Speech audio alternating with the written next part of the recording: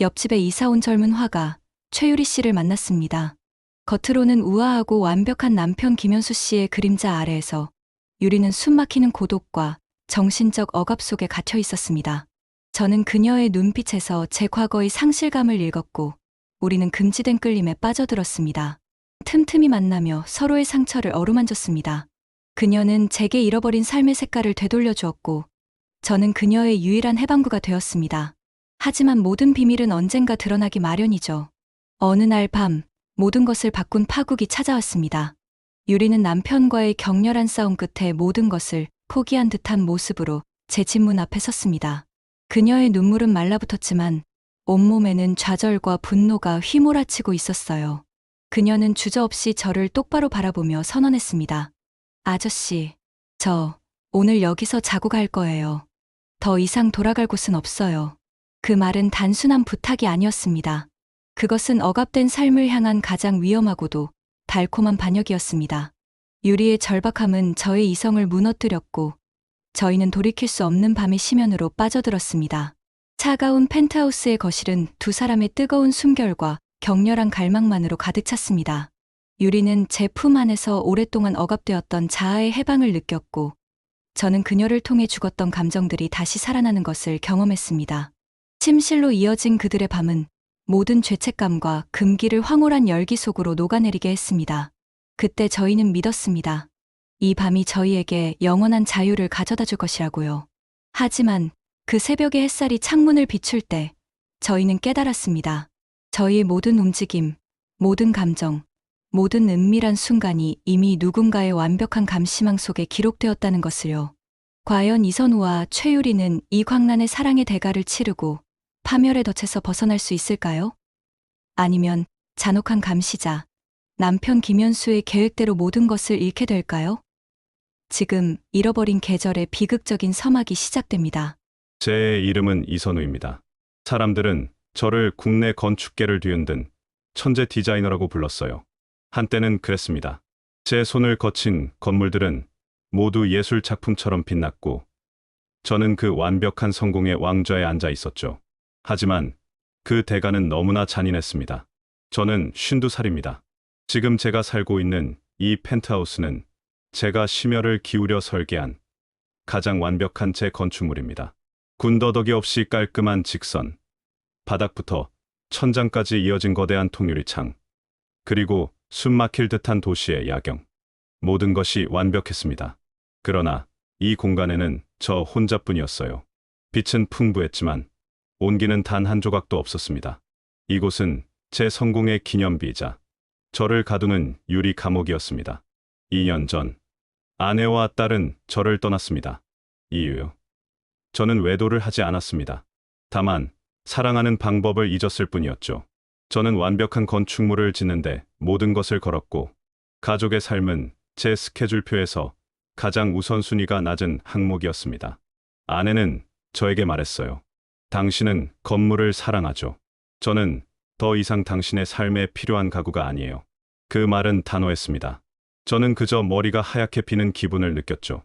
그 후 저는 모든 열정을 잃었습니다. 책상 위에는 수많은 설계 도면이 쌓여 있었지만 펜을 잡을 기운조차 없었어요. 화려했던 과거와 달리 제 현재는 텅 빈 공간을 채우지 못하는 맥주 캔의 허무한 소리뿐이었습니다. 삶은 정지된 채 뼈를 깎는 외로움이 저를 갉아먹고 있었습니다. 그 외로움은 너무 깊어서 가끔은 벽에 대고 소리를 질러야 할 것 같은 충동을 느꼈어요. 그러던 어느 봄날이었습니다. 옆집이 소란스러워졌어요. 새로운 이웃이 이사를 온 겁니다. 젊은 부부였죠. 훤칠한 키에 깔끔한 정장 차림의 남편 김현수와 순백의 드레스처럼 단아한 아내 최유리였습니다. 현수는 대기업의 핵심 인재였고 유리는 30살의 젊은 화가였어요. 현관 앞에서 짐을 정리하며 서로에게 웃어주는 그들의 모습은 마치 영화 속 한 장면 같았습니다. 이선우는 그 모습을 보며 씁쓸한 미소를 지었습니다. 참 보기 좋은 젊은이들이군. 하지만 그 웃음 속에서 저는 질투나 분노 대신 아주 오래전 잃어버린 저의 계절을 발견했어요. 저는 현관을 조용히 닫고 그들의 존재를 지웠습니다. 하지만 그들의 존재는 지워지지 않았어요. 유리의 집에서 간간히 새어나오는 현수의 쾌활한 웃음소리는 이선우의 집 안을 더욱 적막하게 만들었습니다. 특히 아침 출근길 엘리베이터에서 마주칠 때마다 이선우는 묘한 긴장감을 느꼈습니다. 안녕하세요. 현수는 밝고 자신감 넘치는 목소리로 인사했습니다. 안녕하세요. 이선우는 건조하게 답했습니다. 유리는 늘 현수의 옆에 있었지만 그녀는 남편보다 한 발짝 뒤에 서서 고개를 숙여 인사했습니다. 그녀의 표정은 언제나 미묘하게 얼어붙어 있는 것처럼 보였어요. 입가에는 분명 미소가 걸려 있었지만 그 눈빛은 어딘가 초점을 잃은 듯 불안했습니다. 마치 현수의 존재가 그녀의 빛을 모두 흡수해버린 것처럼 보였죠. 어느 날 저녁이었습니다. 이선우가 재활용 쓰레기를 버리러 나섰을 때 복도 끝 계단 옆에 유리가 쪼그려 앉아 있는 것을 발견했어요. 그녀는 어깨를 들썩이며 울고 있었습니다. 이선우는 잠시 망설였지만 가까이 다가섰습니다. 유리 씨, 괜찮으세요? 유리는 화들짝 놀라며 고개를 들었습니다. 눈가는 붉게 물들어 있었고 급히 눈물을 훔쳤지만 이미 소매는 젖어 있었어요.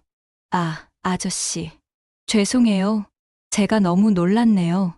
유리는 애써 미소를 지으려 했지만 그 미소는 금방이라도 깨질 유리 조각처럼 위태로워 보였습니다. 집에 무슨 일이라도 있습니까? 남편분은요?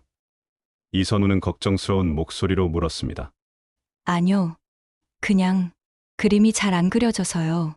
잠시 바람 쐬고 있었어요. 그녀는 필사적으로 감정을 숨기려 했지만 억지로 지어낸 그 미소 아래로 짙은 고독과 절망이 느껴졌습니다. 이선우는 그녀의 말을 믿지 않았어요. 저도 오랫동안 혼자 울어봤기에 그 외로움의 깊이를 알 수 있었습니다. 힘들면 억지로 참지 마세요. 이 아파트가 생각보다 외로운 곳입니다. 이선우는 따뜻한 말 대신 자신이 느낀 경험을 담아 짧게 조언했습니다. 유리는 그 말에 오히려 고개를 숙였습니다. 그녀의 어깨는 다시 가늘게 떨리기 시작했어요. 이선우는 더 이상 묻지 않고 천천히 자리를 떠났습니다. 그날 밤 이후 이선우는 잠을 이룰 수 없었습니다. 완벽한 건축가 이선우의 삶에 옆집 여자의 불완전한 눈빛이라는 작은 금이 가기 시작한 겁니다. 그는 외로웠지만 이제는 그 외로움에 더해 누군가의 외로움을 엿본 죄책감까지 더해졌습니다. 그리고 그 감정은 멈출 수 없는 파멸의 시작이 될 것임을 그때 저는 전혀 알지 못했습니다. 이후 저는 완벽했던 제 삶의 설계도의 작은 금이 가기 시작한 것을 느꼈습니다. 잠을 이룰 수가 없었어요. 눈을 감으면 붉게 물든 유리의 눈가가 떠올랐습니다. 제가 외면하려 했던 이 세상에서 가장 외로운 눈빛이었죠. 저는 생각했어요. 나는 이미 모든 것을 잃었다. 왜 저 젊은 여자에게까지 나처럼 외로운 짐을 지우려는 걸까? 죄책감은 아니었습니다. 그것보다는 저와 유리를 이어주는 비밀스러운 공감대에 대한 강한 끌림이었어요. 완벽한 건물을 지으려다 가족을 잃은 저와 완벽한 남편 아래에서 영혼을 잃어가는 그녀. 우리는 너무나 닮아 있었습니다. 며칠 동안 저는 엘리베이터 앞에서 그녀를 마주칠까 두려워 일부러 계단을 이용했습니다. 하지만 마음 한구석에서는 그녀를 간절히 보고 싶어 했죠. 이선우의 차가운 이성은 그녀와의 접촉을 경고했지만 그의 깊은 곳에 묻어둔 외로움은 그녀의 온기를 갈망하고 있었습니다. 그리고 운명처럼 그날 밤이 찾아왔습니다. 깊은 밤, 저는 사무실에서 가져온 새 프로젝트의 설계도를 펼쳤습니다. 다시 일을 시작해야 했죠. 하지만 펜을 잡아도 선은 자꾸만 흔들렸고 아무리 완벽한 비율을 찾아도 마음이 채워지지 않았습니다. 그때였어요. 마치 제 심장 박동처럼 규칙적이지 않은 초인종 소리가 울렸습니다. 누굴까? 이 시간에? 현관문을 열자 저는 숨을 멈췄습니다. 문 앞에 서 있는 건 최유리였습니다. 그녀는 술에 취하지 않았습니다. 대신 온몸이 미세하게 떨리고 있었고 그 눈빛은 지난번보다 훨씬 더 깊은 공포와 절망으로 가득 차 있었어요. 그녀의 입술이 파르르 떨렸습니다. 유리 씨, 무슨 일입니까? 이선우는 걱정스럽게 물었습니다. 유리는 대답 대신 제 쪽으로 한 발짝 다가섰습니다. 그녀의 손이 제 팔을 잡았습니다. 힘이 느껴지지 않는 뼈마디만 느껴지는 가녀린 손길이었죠. 아저씨, 제가 더는 못 참겠어서 왔어요. 그녀의 목소리는 갈라져 나왔습니다. 숨이 쉬어지질 않아요. 저는 그녀를 집 안으로 들였습니다. 유리는 거실, 소파에 앉았고 그녀가 들어온 것만으로도 이선우의 차가운 공간은 갑자기 뜨거워진 듯 했습니다. 이선우는 물을 가져다 주었지만 그녀는 고개를 저었어요. 제 남편은 겉으로만 완벽해요. 사람들은 그를 능력 있고 자상하다고 칭찬하죠. 하지만 집에 오면 그는 저를 무너뜨려요. 유리는 작은 목소리로 고백했습니다. 그녀의 이야기는 김연수의 차갑고 교묘한 정신적 학대에 대한 것이었습니다. 그는 유리의 그림을 보며 늘 비난했어요. 이선우 아저씨, 남편은 제 그림을 볼 때마다 내가 그린 건 예술이 아니라 불안정한 감정 쓰레기일 뿐이야 라고 했어요. 유리는 흐느꼈습니다. 저는 정말 제가 쓰레기가 된 것 같았어요. 숨 쉬는 것조차 그의 허락이 필요했어요. 이선우는 주먹을 꽉 쥐었습니다. 자신의 아내가 떠났을 때 느꼈던 고통, 즉 무시당하고 사랑받지 못한다는 감정이 그녀에게서 고스란히 느껴졌습니다. 그녀의 외로움은 이제 완전히 이선우의 것이 되었습니다. 유리는 갑자기 이선우에게 몸을 기대왔습니다. 저를 좀 안아주세요. 제가 아직 살아있다는 걸 느끼게 해주세요. 그녀의 떨림이 이선우의 심장으로 전해졌습니다. 그 순간 이선우를 짓누르던 이성의 벽이 산산조각 났습니다. 그는 더 이상 완벽한 건축가가 아니었어요. 그저 한 여인의 온기를 갈망하는 외로운 중년 남자였습니다. 그는 조심스럽게 유리에 젖은 머리카락을 쓸어 넘겼습니다. 그들의 시선이 얽혔습니다. 그녀의 눈빛은 이선우에게 묻고 있었습니다. 당신도 저처럼 외롭나요? 이선우는 대답 대신 그녀를 끌어안았습니다. 이 공간은 더 이상 차가운 유리 감옥이 아니었어요. 서로의 온기로만 존재하는 작고 뜨거운 밀실이었습니다. 밤은 깊어졌습니다. 이선우는 자신의 팔 안에 안겨있는 유리의 체온을 느꼈습니다. 그의 손은 조심스럽게 그녀의 어깨를 감싸 안았고 그녀의 부드러운 머리카락 향기가 코끝을 스쳤어요. 건축가로서 수많은 건물의 구조와 균형을 설계했지만 지금 이 순간 무너지는 자신의 삶의 균형은 막을 수 없었습니다. 두 사람은 서로의 공허함을 채워주는 유일한 구원이자 동시에 파멸로 향하는 가장 아름다운 덫이었습니다. 그렇게 그들의 금지된 계절이 시작되었습니다. 그날 밤 이후 제 삶은 완전히 다른 궤도로 진입했어요. 저는 최유리 씨와의 관계가 위험하고 돌이킬 수 없는 잘못이라는 것을 머리로는 알았죠. 하지만 심장은 달랐습니다. 그의 차가운 이성이 만든 유리 감옥에서 벗어난 저는 이제 그녀와의 금지된 계절이라는 뜨거운 불길 속으로 기꺼이 걸어 들어갔습니다. 유리와의 만남은 중독 그 자체였습니다. 저는 그녀 없이는 단 하루도 견딜 수 없을 것만 같았어요. 우리는 지극히 은밀하게 움직였습니다. 주로 남편 김연수가 출근한 낮 시간, 유리가 작업실에 간다는 핑계를 대고 외출할 때였습니다. 유리는 곧장 제 집으로 향했고 우리는 그 공간에서만 비밀을 나눴어요. 때로는 복도에서 짧게 마주치는 찰나의 순간이 전부였지만 대부분의 만남은 제 집 안에서 이루어졌죠. 이 은밀한 공간과 그 짧은 순간들이 저를 다시 살아 숨 쉬게 했습니다. 유리를 만나면서 제 삶은 놀랍게 변화했어요. 2년 동안 멈춰 있었던 저의 건축 설계가 다시 시작된 겁니다. 이전에는 오직 완벽한 직선과 차가운 균형만을 추구했지만 이제는 달랐습니다. 제 스케치에는 유리를 닮은 부드러운 곡선이 생겨났고 무채색이었던 도면에는 생동감 넘치는 따뜻한 색깔이 입혀졌어요. 저는 유리를 통해 잃어버린 창의적인 열정과 감정을 되찾은 것이었습니다. 어느 날 유리가 제 작업실을 몰래 찾아왔을 때 그녀는 제 새로운 설계도를 보며 환하게 웃었습니다. 아저씨, 이젠 건물이 따뜻해 보여요. 여기에 빛이 들어왔어요. 유리가 말했어요. 당신 덕분입니다. 유리가 저의 영감이니까. 저는 진심을 담아 고백했어요. 유리는 그 말에 눈물을 글썽였습니다. 저에게 아저씨는 유일한 해방구예요.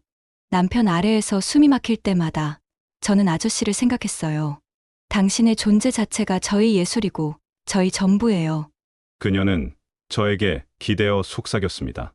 이선우 아저씨, 당신은 제가 잃어버린 모든 것을 되찾아 주었어요. 그녀의 고백은 저에게 면죄부가 되었어요. 저는 우리가 서로에게 없어서는 안 될 존재라는 확신을 가지게 되었습니다. 우리는 운명적으로 얽혀 있었던 겁니다. 하지만 우리의 행복은 언제나 불안이라는 그림자에 가려져 있었습니다. 김현수 씨의 존재는 늘 우리의 목을 조르는 끈처럼 느껴졌어요. 현수는 겉으로는 완벽한 남편이었지만 그만큼 모든 것을 소유하려 드는 차가운 감시자 같았습니다. 이선우는 항상 초조했습니다. 유리가 제 집을 떠나 자신의 집으로 돌아갈 때마다 저는 복도 끝에 숨어 그녀의 문이 닫히는 소리를 들었어요. 혹시라도 김현수가 예상보다 일찍 귀가하지는 않았을까? 그녀가 걸음을 멈추지는 않았을까? 매번 심장이 터질 듯했습니다. 점점 더 현수의 행동이 이상해지기 시작했어요. 엘리베이터에서 현수와 마주칠 때마다 그의 눈빛은 전과 달랐습니다. 그는 이선우에게 가볍게 목례를 했지만 그 미소 뒤에는 무언가를 꿰뚫어 보는 듯한 섬뜩한 냉기가 서려 있었어요. 마치 이선우의 영혼 깊은 곳에 숨겨진 비밀을 현수가 이미 알고 있는 듯한 기분이 들었습니다. 요즘 이선우 씨 안색이 좋아지셨네요. 좋은 일 있으신가 봅니다. 현수가 웃으며 던진 말에 이선우는 속으로 철렁했습니다. 좋은 일. 이 모든 것이 곧 터질 폭탄인데. 이선우는 애써 태연한 척했습니다. 일에 몰두하다 보니 그럴까요? 새로운 프로젝트를 시작했습니다. 아, 역시. 저희 아내는 그림이 통 안 풀린다며 고민이 많던데. 이선우 씨의 좋은 기운 좀 나눠주시면 좋겠네요. 현수의 말은 친절했지만 그의 마지막 문장에는 묘한 비웃음이 담겨 있는 듯했습니다. 그날 밤 이선우는 끔찍한 착각에 시달렸습니다. 유리가 제 집을 떠난 지 얼마 되지 않았을 때였어요. 이선우가 문을 잠그고 돌아서려는데 옆집 현관문이 아주 미세하게 아주 천천히 열렸다가 닫히는 소리를 들은 것 같았습니다. 소리는 너무 작아서 바람 소리였을 수도 있었죠. 하지만 이선우의 심장은 공포로 얼어붙었습니다. 이선우는 벽에 기대어 한참 동안 숨을 죽였습니다. 펜트하우스의 완벽한 정적 속에서 이선우는 자신이 김현수의 치밀한 감시망에 포착되었을지도 모른다는 섬뜩한 예감을 지울 수 없었습니다. 금지된 사랑으로 찾은 행복의 끝에 파멸의 그림자가 드리우고 있었습니다. 그날은 유리가 남편 김현수 씨와 몹시 다툰 날이었습니다. 밤늦게 울린 초인종 소리에 문을 열자 유리는 숨을 헐떡이며 서 있었어요. 그녀의 눈가에는 눈물이 말라붙어 있었고 온몸은 분노와 좌절로 미세하게 떨리고 있었습니다. 이전에 불안하고 외롭던 모습이 아니라 모든 것을 부수고 도망치기로 결심한 사람의 절박함이었습니다. 아저씨, 유리가 힘겹게 입을 열었습니다. 저 오늘 여기서 자고 갈 거예요. 그 말은 단순히 하룻밤을 부탁하는 것이 아니었습니다. 그것은 유리가 자신의 모든 경계를 부수고 현수에게서 영원히 단절하겠다는 선언과 같았습니다. 이선우는 그녀의 눈빛에서 주저함을 읽을 수 없었습니다. 저는 망설이지 않았어요. 이미 유리를 통해 제 삶의 모든 질서가 무너진 후였으니까요. 유리는 거실로 들어서자마자 소파에 쓰러지듯 몸을 기댔습니다. 이선우는 차를 준비했지만 그녀는 고개만 저었어요. 유리는 자신의 무너진 자존심과 억압된 삶을 쏟아냈습니다. 그녀의 절규는 차가운 펜트하우스의 벽에 부딪히며 메아리쳤어요. 이선우는 그저 그녀를 꽉 안아줄 수밖에 없었습니다. 두 사람 사이의 대화는 더 이상 필요하지 않았습니다. 격렬한 감정의 파도는 이미 이성과 금기를 집어삼킨 뒤였어요. 거실의 조명이 희미하게 꺼지자 공간은 오직 두 사람의 뜨거운 숨결과 비밀스러운 떨림만으로 가득 찼습니다. 이선우는 유리의 머리카락을 쓸어 넘기며 그녀의 이마에 입을 맞추었습니다. 그의 손길은 조심스러웠지만 그녀의 굳어있던 어깨는 그의 손이 닿을 때마다 긴장을 풀며 부드럽게 무너져 내렸습니다. 그녀의 손은 망설임 없이 이선우의 등 뒤를 감싸 안았습니다. 유리야, 괜찮아. 괜찮아. 아저씨, 여기가 저희 안식처예요. 차가운 유리 감옥 같았던 거실은 두 사람의 갈망과 해방감이 뒤섞인 열기로 가득 찬 밀실이 되었습니다. 유리의 키스는 격렬했지만 그 안에는 오랫동안 억압되었던 자아를 되찾으려는 눈물겨운 몸부림이 담겨 있었습니다. 이선우는 그녀를 품에 안는 것이 곧 자신의 잃어버린 영혼을 구원하는 일이라고 느꼈습니다. 그들은 이윽고 침실로 향했습니다. 깔끔하게 정돈되어 있던 침실은 두 사람의 폭풍 같은 열정 속에서 순식간에 흐트러졌습니다. 차가운 벽으로 둘러싸여 있던 공간은 비로소 따뜻한 색과 살아있는 온기로 채워졌어요. 밤새도록 그들은 서로의 모든 것을 확인했습니다. 그것은 단순히 육체적인 결합이 아니었습니다. 유리는 이선우의 품 안에서 비로소 존재의 의미를 증명받았고, 이선우는 그녀를 통해 잃어버린 사랑과 열정을 되찾았습니다. 서로의 체온과 떨리는 숨소리는 이 세상에 자신들만이 존재한다는 고독하면서도 황홀한 환상을 만들어 주었습니다. 두 사람의 외로움이 부딪히고 녹아내리는 소리만이 밤새도록 펜트하우스를 채웠습니다. 그들은 서로를 끌어안은 채 완벽한 침묵 속에서 새로운 새벽을 간절히 갈망했습니다. 그 새벽은 그들이 현수가 만든 감옥에서 완전히 해방되는 자유의 시간이 되어주기를 바라면서 말입니다. 그날 밤, 유리는 이선우의 옆에서 깊은 잠에 빠졌습니다.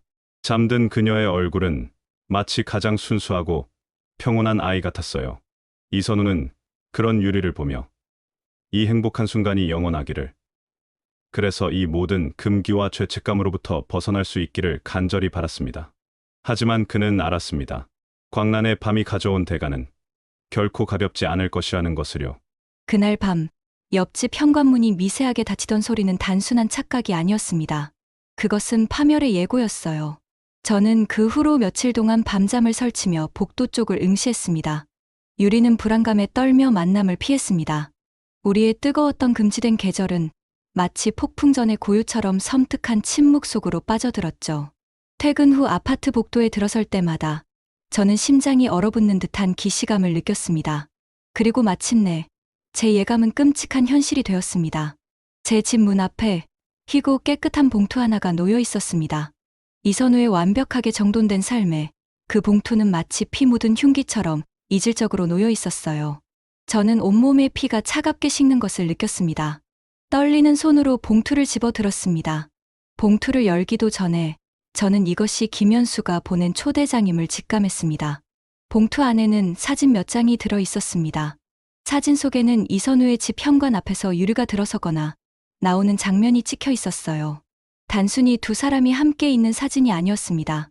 사진 아래에는 작은 글씨로 만남의 날짜와 시간이 정확하게 적혀 있었습니다. 그것은 사랑의 증거가 아니라 치밀한 감시 기록이었어요. 김현수는 제가 유리를 만나기 시작한 순간부터 모든 것을 알고 있었던 겁니다. 저는 그의 완벽한 감시망에 갇혀 바보처럼 춤추고 있었던 거죠. 공포가 심장을 쥐어뜯었습니다. 제가 아니라 유리가 걱정되었습니다. 그녀는 이 모든 고통과 억압에서 벗어나려 했을 뿐인데 이제 더 큰 나락으로 떨어지게 생겼습니다. 이선우는 펜트하우스 창가에 서서 밤하늘을 올려다봤습니다. 차가운 창문에 비친 제 얼굴은 이미 깊은 절망감으로 일그러져 있었어요. 바로 그때 전화가 울렸습니다. 발신자는 유리의 번호였어요. 유리 씨, 괜찮아요? 이선우는 다급하게 전화를 받았습니다. 수화기 너머에서 들려온 것은 통제되지 않는 울음소리였습니다. 아저씨, 어떡해요? 그이가 다 알았어요. 유리는 흐느끼며 말을 잇지 못했습니다. 이선우는 그녀의 울음소리를 통해 김현수의 역습이 얼마나 잔인한지 깨달았습니다. 현수는 이혼을 요구하는 선에서 그치지 않았어요. 이혼만 해주는 게 아니래요. 이선우 아저씨, 당신은 유명한 분이잖아요. 국내 최고 건축 디자이너의 불륜이라는 제목으로 모든 사진과 기록을 언론에 넘기겠다고 협박했어요. 유리의 목소리는 두려움으로 떨리고 있었습니다. 제 그림도 아저씨의 명예도 우리 둘 다 완전히 망가뜨릴 거래요. 저를 쓰레기로 만들어 세상에 버리겠다고 했어요. 현수는 분노가 아닌 철저한 복수심으로 움직이고 있었습니다. 그는 이선우가 잃은 가족과 유리가 잃은 자유를 조롱하듯 그들의 모든 것을 빼앗아 무너뜨리려 했습니다.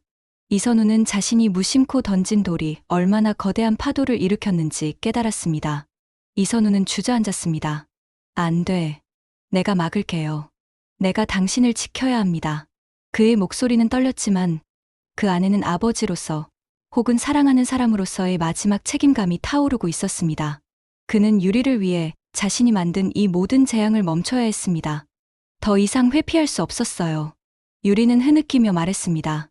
그이가 지금 만나자고 해요. 당신도 꼭 와야 한대요. 좋아요. 유리가 원하는 대로 합시다. 제가 갈게요. 내가 모든 것을 걸고 당신을 지킬 겁니다. 이선우는 그렇게 결심했습니다. 그의 결정은 파멸로 가는 문을 여는 것이나 마찬가지였지만 더 이상 돌아갈 길은 없었어요.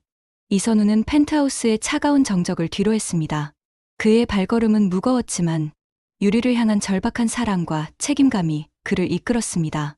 그는 이제 건축가가 아닌 모든 것을 잃을 준비가 된 투사였습니다. 그는 자신이 설계한 유리 감옥을 박차고 김연수가 파놓은 가장 위험한 덫을 향해 걸어갔습니다. 저는 모든 것을 걸고 그 덫을 향해 걸어갔습니다. 유리를 향한 절박한 사랑과 책임감이 저를 이끌었죠. 만남의 장소는 도심의 한적한 호텔 라운지였습니다. 넓고 우아한 공간이었지만 그날 저희에게는 차갑고 잔인한 법정과 같았습니다. 유리와 저는 약속 장소에 도착했습니다. 유리의 얼굴은 핏기 하나 없이 창백했습니다. 그녀의 손은 얼음장처럼 차가웠고 계속해서 떨고 있었어요. 현수는 이미 창가 자리에 앉아 있었습니다. 그는 놀라울 정도로 침착했고 분노의 기색조차 없었죠. 그 무표정한 얼굴이 오히려 저희를 더 소름 돋게 만들었습니다. 늦으셨군요. 현수가 나지막이 말했습니다.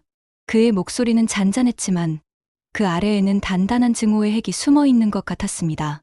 이선우는 애써 침착하려 했습니다. 원하는 게 뭡니까? 이혼이라면 제가 모든 것을 책임지고 위자료를 준비하겠습니다. 현수는 쓴웃음을 지었습니다. 그는 천천히 찻잔을 내려놓고 유리를 향해 시선을 돌렸습니다. 유리는 고개를 숙인 채 바닥만 보고 있었습니다. 원하는 거요? 이미 당신들이 다 가져갔잖아요. 현수가 말했습니다. 내가 가질 수 없었던 것을 당신들이 가졌으니 이제 그 대가를 치러야죠. 그의 말은 이선우를 향한 것이었지만 칼날은 유리를 겨냥하고 있었습니다. 현수는 유리가 그의 곁에서 얼마나 고독했고 얼마나 억압당했는지 다시 한번 비웃었습니다. 그는 유리가 예술가로서의 꿈과 자존감을 잃은 것을 알면서도 그것을 다시 짓밟고 있었어요. 현수의 잔인함은 이선우가 상상했던 것보다 훨씬 더 깊고 어두웠습니다. 당신은 이 집의 완벽한 장식품이어야 했어. 현수가 유리를 향해 말했습니다. 그의 목소리에는 단호한 소유욕이 배어 있었습니다. 그 순간 유리는 얼굴을 들었습니다. 그녀의 눈은 이미 산산조각이 난 유리처럼 완전히 부서져 있었어요. 그녀의 입술이 파르르 떨리기 시작했습니다. 더는 못 참겠어. 더는 유리가 비명을 질렀습니다. 유리는 갑자기 벌떡 일어나 의자를 넘어뜨리고 라운지를 뛰쳐나갔습니다. 이선우는 깜짝 놀라 유리 씨, 위험해요 라고 소리쳤지만 그녀를 붙잡을 수 없었습니다. 그녀의 발걸음은 절규와 공포 그 자체였습니다. 저는 미친 듯이 유리의 뒤를 쫓아 라운지를 박차고 나갔습니다. 복도를 지나 호텔 밖으로 뛰쳐나가자 눈부신 도심의 인파가 저희를 덮쳤습니다. 유리는 뒤도 돌아보지 않고 사람들 속으로 뛰어들었습니다. 저는 유리야, 가지 마 하고 소리쳤지만 제 목소리는 거대한 도시의 소음에 묻혀버렸어요. 인파 속을 헤치며 필사적으로 유리를 쫓았습니다. 하지만 그녀의 붉은 코트 자락은 수많은 사람들 틈에서 이내 사라져 버렸습니다. 마치 처음부터 존재하지 않았던 것처럼 그녀는 흔적도 없이 도시의 미로 속으로 흡수되어 버렸어요. 저는 길 한복판에서 멈춰 섰습니다. 그녀가 사라진 방향을 멍하니 바라보았어요. 김연수는 뒤따라 나오지 않았습니다. 그는 저희가 파멸하는 모습을 지켜보며 라운지에 남아 완벽한 감시자로서의 마지막 임무를 완수하고 있었겠죠. 그날 이후 유리는 실종되었습니다. 저는 경찰에 실종 신고를 했지만 그녀가 성인이었고 가출의 정황이 있다는 이유로 수사는 지지부진했어요. 그녀의 옆집 문은 굳게 닫혀 있었습니다. 유리가 살던 그 집은 다시 차가운 침묵 속에 잠겼죠. 저는 매일 밤 그녀의 집을 바라보며 그녀가 돌아오기만을 기도했습니다. 저희 펜트하우스는 이제 다시 감옥이 되었고 저는 끝없는 죄책감과 후회 속에서 질식할 것만 같았습니다. 그렇게 한 달이 흘렀습니다. 저는 완전히 폐인이 되어버렸어요. 수염은 덥수룩했고 옷은 구겨져 있었습니다. 초인종 소리에 문을 열자 그곳에는 현수가 서 있었습니다. 그는 여전히 말끔하고 완벽한 모습이었어요. 마치 한 달 전의 일은 없었다는 듯이. 안녕하십니까. 이선우 씨, 현수가 깍듯이 인사를 건넸습니다. 그의 눈빛은 깊이를 알 수 없었어요. 최유리가 아직 소식이 없네요. 혹시 그쪽은 아는 게 있나요? 그의 목소리는 너무나 평온해서 오히려 소름이 끼쳤습니다. 저는 현수의 차가운 시선 속에서 유리의 실종이 그의 완벽한 복수의 일부였음을 깨달았습니다. 저는 아무 말도 할 수 없었습니다. 그저 고개를 떨구고 눈물을 삼켰어요. 현수는 제 반응을 잠시 지켜보더니 다시 정중하게 목례하고 돌아섰습니다. 쾅! 하고 옆집 문이 닫히는 소리가 들렸습니다. 저는 텅 빈 집 안에서 주저앉았습니다. 제가 찾은 한 줄기 빛은 영원한 어둠 속으로 사라졌고, 저는 다시 홀로 남겨진 차가운 건축물처럼 외롭게 서 있었습니다. 이선우의 잃어버린 계절은 영원히 돌아오지 않을 것 같았습니다.